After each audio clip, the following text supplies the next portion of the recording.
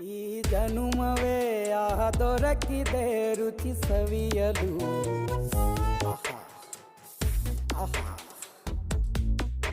ಈ ಜಗವಿದೆ ನವರಸಗಳ ಉಣಬಡಿಸಲು.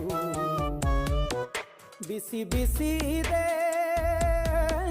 ಬಿಸಿ ಬಿಸಿ ಇದೆ ನಳಪಾಕ ದಿನ ದಿನ ನೂತನ.